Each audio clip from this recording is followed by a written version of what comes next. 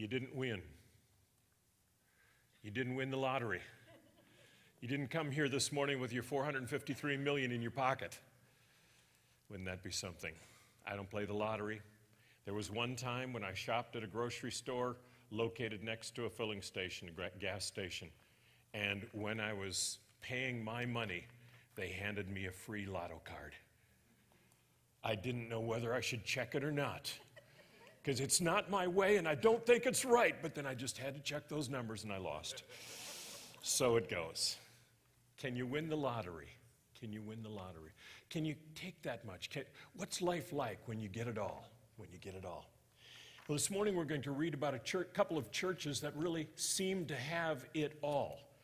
Among the 7 letters to the churches in the book of Revelation, chapters 2 and 3, several are standouts, and 2 of those that we're going to read this morning are just standouts among them. They won the lottery. They've got it in the bag. Now, just a note of background again, I mentioned this some weeks ago. We're about 85 to 90 A.D. That's not 1985 to 1990, that's just 85 to 90 A.D. And the emperor at that time is Domitian. His brother Titus was emperor for just 2 years before he died suddenly and tragically. Before that, his dad was emperor for a decade, following that year of 4 emperors, following the death of Nero. Remember Nero, who fiddled while Rome burned? We don't know for sure what all happened there.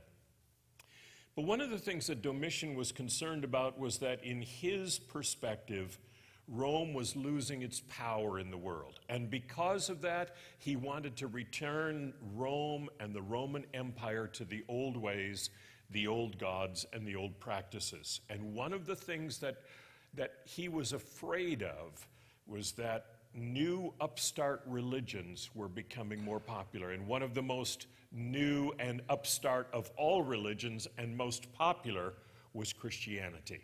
And so he was working hard to get rid of Christianity. The last of Jesus' disciples, John, Jesus' best buddy, was still alive. The other disciples had all been killed in various places at various times, martyred for their faith.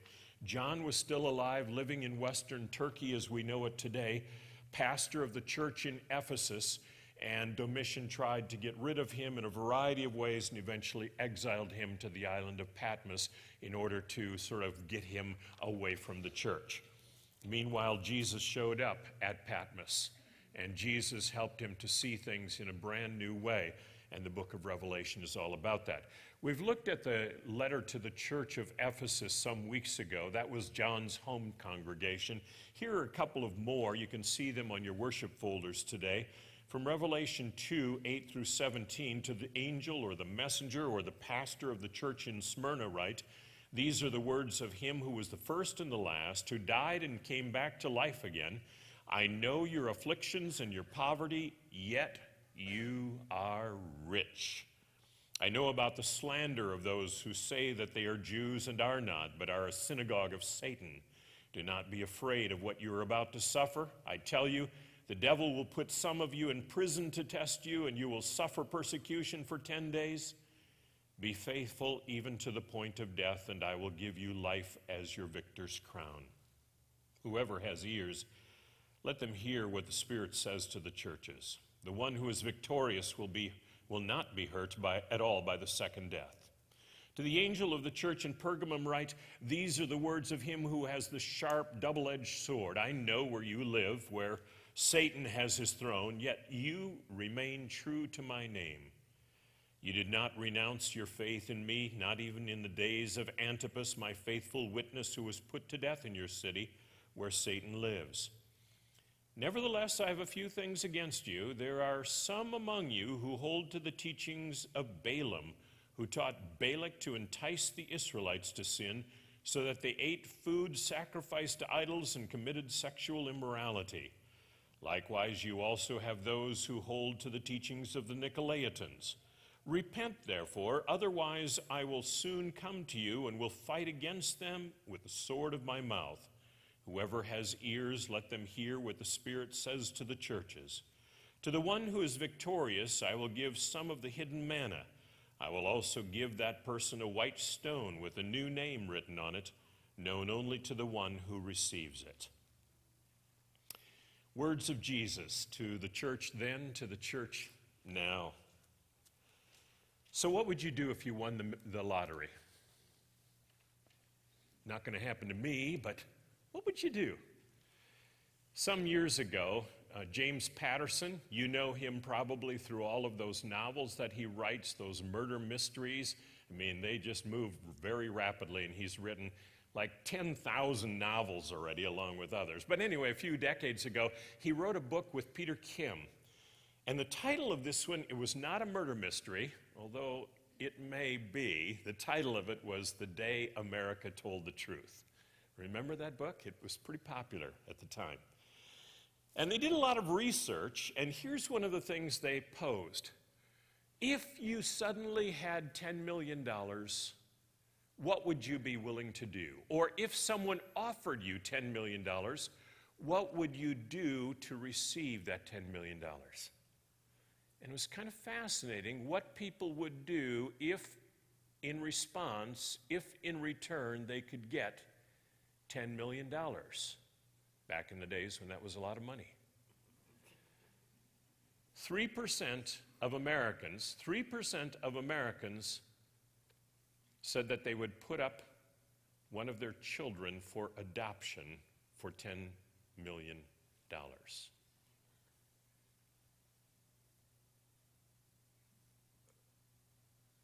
You're thinking right now, which one, right? No, I'm not going to go there. I'm not going to go there. 7% of Americans said that they would be willing to kill a stranger if it netted them $10 million. 7%.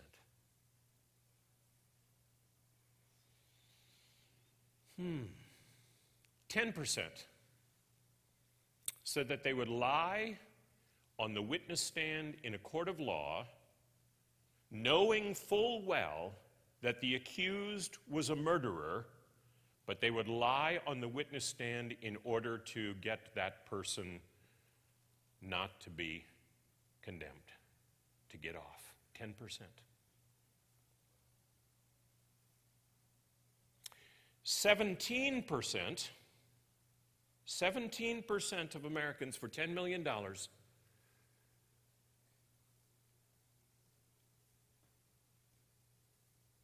would get a divorce.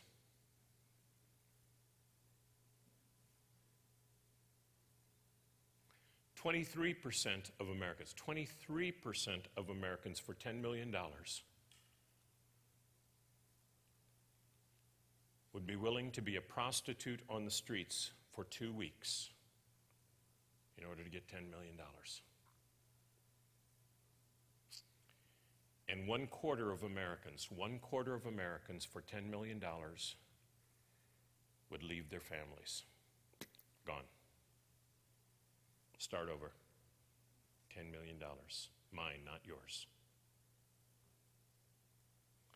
What would you be willing to do for $10 million?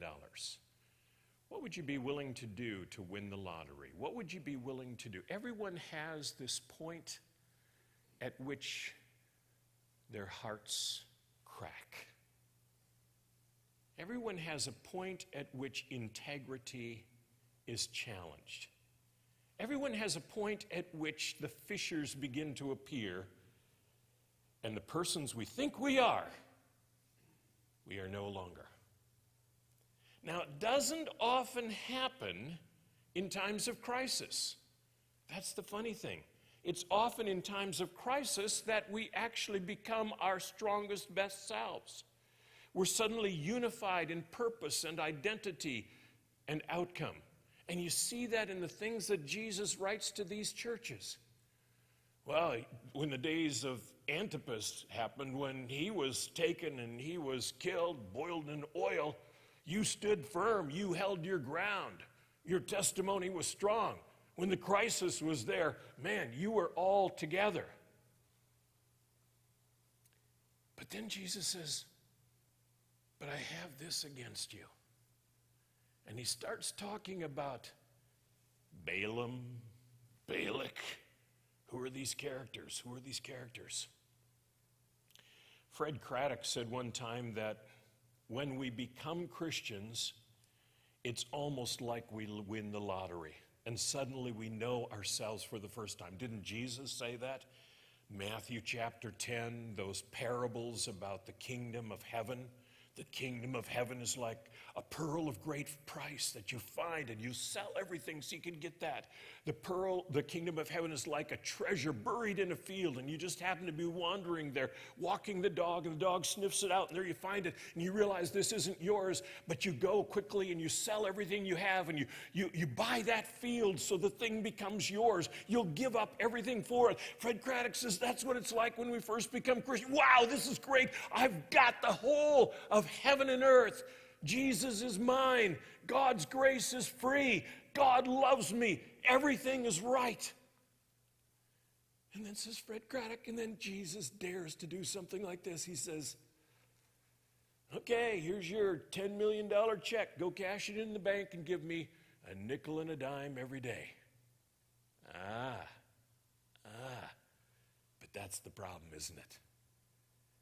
That's the problem, because then we have to be faithful day by day by day. And that's where the story of Balaam and Balak becomes so significant. We're talking now about Numbers, back in the Old Testament, the book of Numbers, fourth book of the Bible. The Israelites have been released from Egypt. They were slaves there for hundreds of years. Strong, powerful, Yahweh comes through his servant Moses, the 10 plagues, and suddenly the whole structure of Egyptian society is overturned. And the Israelites are shooed on out of the country. Go, go, go. On their way to the promised land. And they're strong and powerful, even when the Pharaoh of Egypt sends his armies after them. The waters open up. The Red Sea becomes dry. They pass through, and the floods come over the Egyptian armies and destroy them. They wander through the wilderness and get hungry, and suddenly the quails appear, and manna comes, this kind of strange food that appears on the ground every morning. They're thirsty, and the waters come shooting out of rocks, and even those tainted, stifling waters in some of the ponds turn fresh when God makes it happen. They're on their way to the promised land, and there are nations that say you can't pass through. And just like that, the small, tiny band of straggling, struggling former slaves whips the big guys and upsets the brackets in March Madness. They're on their way to the promised land, and finally one king takes a stand, Balak. He says, I'm not going to let you pass through my land. But he doesn't know how he can stop them because nobody's been able to stop them. So he gets a brilliant idea. He calls on a holy man, someone who seems to know the Creator God, the God of gods, the King of kings, the Lord of lords, a prophet, a fortune teller, a man named Balaam. Balaam seems to have the ear of the Most High. Come on in. And what I want you to do is tell me how to use the power that these Israelites seem to have against them. All right. So how much are you going to pay me? $10 million. There it is. And for $10 million, that part isn't quite in the text, but he does get a big pile of money. I will do this for you. And that's the story. You know, some of you have heard that story about how Balaam is just kind of wandering along there, and he's riding his donkey, and his donkey keeps moving off the path or crushing his leg against the rock wall or something. And he whips his donkey, and finally his donkey starts talking to him, right? It's there. The donkey says, don't you see I'm trying to save your life? Because each time the donkey has done that, an angel of God has appeared in the path, in the road, with a big sword. And if the donkey had moved ahead like Balaam had wanted him to, then the angel would have struck him dead. the donkey saved his life. And then Balaam is given the eyes to see. And that's when God says to him, who do you think you are anyway? Don't you know that I'm with these Israelites, that they're my people, they're on the way to the promised land, and that no one has the power to stop them? You can't use my power against my very will. You can't have me curse the people that I have blessed. So now Balaam's in a quandary. What to do, what to do, what to do. Balak takes him up to a high mountain so that they overlook the camp, the huge camp of the Israelites. They're seeing how things unfold there, and Balak says to him, okay, I paid you the $10 million. Curse them.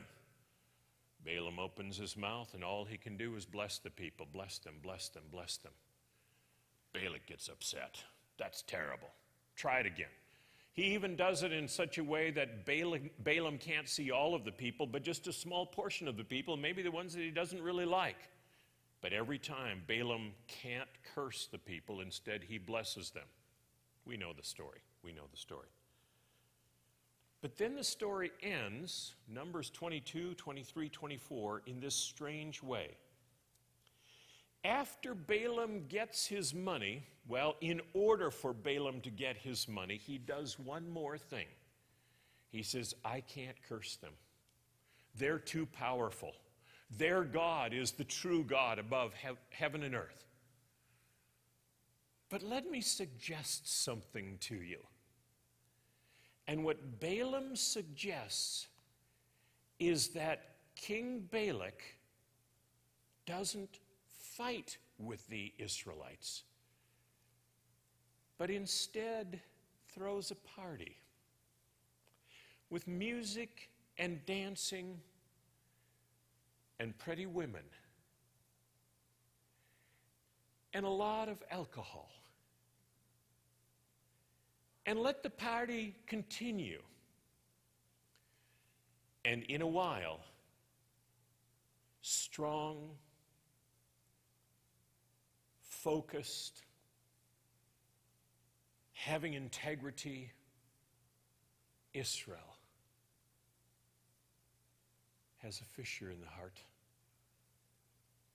And the people are true to God, but they're also true to other things. It's that kind of thing that begins to fracture us little by little by little. Not because we ever lost our testimony of faith, not because we ever chose against God, not because we did something that was horrendous, that violated our faith, but because it compromised us little by little by little by little by little, until we weren't of a whole, we weren't of a piece, and there were cracks in our lives. It happens. It happens. One of my friends was going through a very difficult time.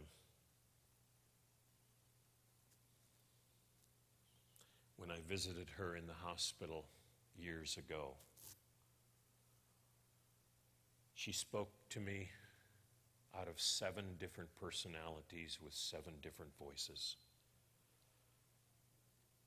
The doctors, of course, called it dissociative personality disorder, DPD. But it was a symptom of something deeper in her life. Traumatized by people, her parents, who ought to have known better and done better. They had triggered mechanisms in her own psyche that tore her heart apart until a number of different personalities tried to save the other ones there. It happens. It happens. It happens to churches, doesn't it? Churches. That's what we're talking about. Churches.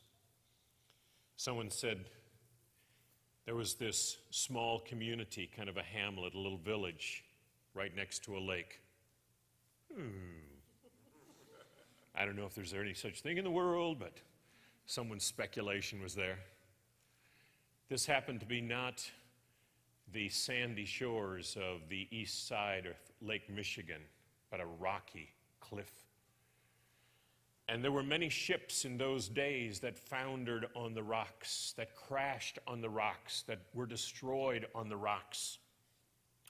And so the people of this hamlet, with their good hearts, they tried to form some kind of response, meaningful response. They formed the rescue brigade. And the rescue brigade would be called out when the bell clanged and there was a storm at sea and the ships were being pounded onto the rocks and the sailors were in danger of losing their lives and the cargo was being spilled out into the ocean. And indeed, the rescue brigade managed to save many lives. In fact, many of the people who lived in that village had originally been sailors at sea who had almost lost their lives, but for the grace and help of these people, some of the cargo was saved as well. Well, the people got together and they said, we've got to do better than this. And so they decided to form the fire brigade. And the fire brigade would gather wood from the surrounding forests, stockpile it and keep it dry. And on those nights when there were clouds and when there was wind and when there were storms, they would light a fire on the highest point behind their village and send a beacon out to the sea to warn ships against foundering on these rocks. And it saved a lot more lives. It saved a lot of people, and the ships were able to stay out further to sea. But it became a chore. And some of the more wealthy people realized that they could pay others to do it for them. They could pay others to gather the wood.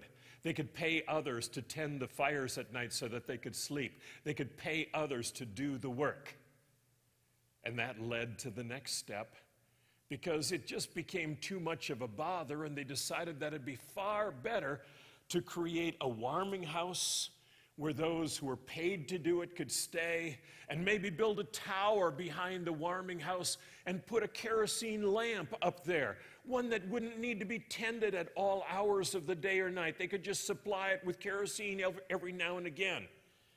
And after a while, they created the lighthouse brigade. The lighthouse brigade. They were doing their work, and the ships far out at sea could see this light. But this became the center of the town's identity. And people who had the wherewithal, they knew that this was the place to be and the thing to give to. They taxed the goods that were taken from the ships that foundered on the rocks and began to use that as a community fund to develop an even bigger place and throw parties and have a good time. And it was really the social scene of the whole community. And one night, while they were having one of the annual parties, the annual events at which everybody in town came to, the winds were howling outside, and it blew out the kerosene lamp. And that night, 3 ships were destroyed on the rocks. Well, the person who told that thought about what happens in the church even, not just in our individual lives, where sometimes for all the best intentions, we do the things that make us the society that matters and the people to know and the place to be. But in all of this, our hearts are fractured and we forget who we are and whose we are. And that's where Jesus becomes our best friend again, Dr. Jesus. What does Jesus say to this church? Watch out, yes. Remember who you are, yes. But then he talks about 2 things. I'm going to give you my manna, he says. You've forgotten what tastes good. You've been dabbling at all of the restaurants in the area. You've been tasting from all of the ale houses. You know it's there and it's all good and it's all beneficial. But let me remind you of what truly matters. It's like Edmund in The Lion, the Witch, and the Wardrobe, who tastes the witch's Turkish delight. And he keeps getting more and more hungry. And only when Aslan provides food that matters, do our stomachs fill once again. And then Jesus says another thing. I'm going to give you a white stone. And the name on it, no one will know but you and me. He's talking about baptism. He's talking about being part of the community that matters. He's talking about identity. Back in those days, there were secret societies and there were large businesses which, when they brought someone into their fellowship, they would award that person with a stone, sometimes a white stone, sometimes a colored stone. Each business, each society had its own colors. Sometimes they would make bracelets out of them. Sometimes they would make necklaces out of them. These were the badges of honor. These were the codes of belonging. These were the gang colors for the gangs that truly mattered. And Jesus says, let me remind you, you are mine. You belong to me. And nothing can ever separate you from my love. Well, what do we do with that? Do you realize that your heart is about as big as your fist? Check that out. Yeah, there's a little fist and a big heart. Your heart is about as big as your fist. Aren't you glad you have big hands? Your heart is about as big as your fist. Imagine that right here. Now imagine that it comes undone, in such a way that there are cracks and fissures and tears in your heart. How do you put the thing back together again? Let me suggest to you that if you still have all 5 fingers on each hand, and you know, if this were a farming community, we'd say that's not the case, because the sign of a successful farmer is how many fingers he's missing, right? But here we are, we're not all farmers. So we've got 5 fingers. Let me suggest to you 5 things that you might think about, that you might engage in, that you might do from week to week, from day to day, from year to year, in order to think about putting that heart back together, and not by your own strength, but by the strength of God. Let's check these things off. Daily time. Remember each day who you are and whose you are, right? Pray, talk, thank God that you belong to God. Weekly tithe. We are incredibly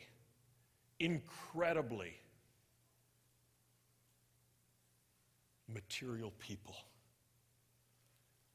We live in a material world.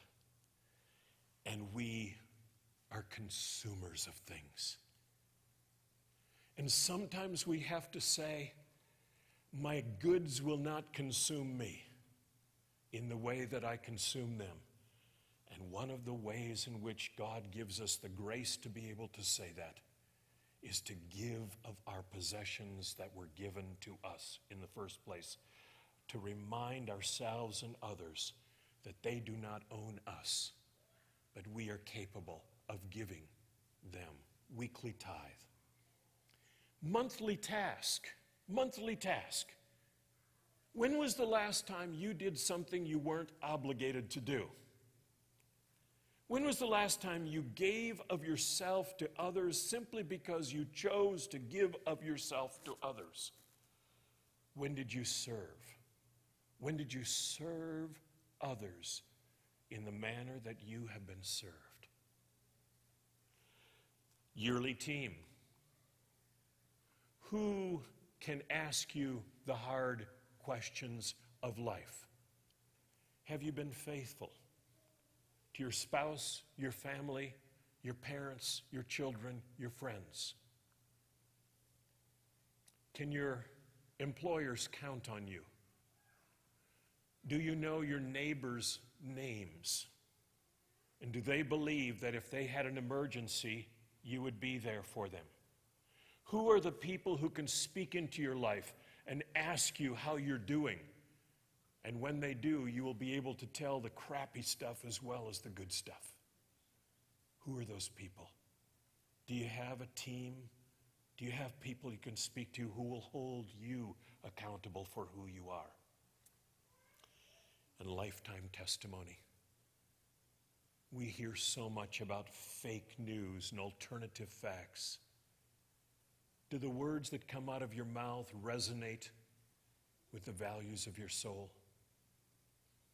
Can people hear who you are through what you say and what you do? daily time, weekly tithe, monthly task, yearly team, lifetime testimony? Can you engage in those activities that might, in fact, help to put your heart back together so that you remember who you are and whose you are? That cruise ship is foundering off the coast of Norway. A seaman I knew once, I've been on a boat like that. A seaman I knew once said that when a new ship comes out of dry dock and is christened and slides down into the ocean, he said, there's something about the sound of a new vessel that is exciting and terrifying at the same time. He said it's almost like when you're on board that new vessel and it's on its maiden voyage, that you can hear every piece of metal and fabric and wood and furnishings that are part of that boat, that ship. Each one has its own voice. Each one is singing. Each one is trying to outdo the others in saying, I'm important. I'm a rivet, I'm a rivet, I'm a rivet. Or, I'm a sheet of steel. I'm a sheet of steel. I am a sheet of steel. Or, I'm a beam. I'm a beam. I'm a beam. You know what I'm talking about. He said, after the boat has been out on the high seas for a while, particularly when it comes through a storm, when it comes through a storm that challenges every inch of the integrity of that vessel, if there is a good captain on the bridge, the sound that the seamen hear as they come back into port is this: I am a ship. I am a ship. And each voice has become part of a larger whole until the thing has integrity. Who's the captain? Who's the captain? Pray with me. We are grateful, Jesus, that you pilot our ships, that you guide our sailing, that you keep our lives integral, that you bring us the integrity of wholeness of personhood. Continue to bless our congregation as we seek to find our way as your community of grace in this neighborhood. Help us to be available to those who are wrestling with the storms on the seas and foundering on the rocks of life. Bless our board of trustees and our staff and each one of us as we seek to do the things that matter, to make the light of life shine from this place. Keep us focused on the things that are of the heart and help our hearts to be true and sound and healthy. Bless the search team as we continue to look for that next local captain, our pastor, and prepare that person's heart as we prepare ourselves for that new phase of our ministry. Continue to bless us that we might be a blessing to others, so that when we gather, we focus on the things that truly matter and live in expectation that we are yours, for you are the captain of our souls and the Lord of our lives. In your name we pray it. Amen.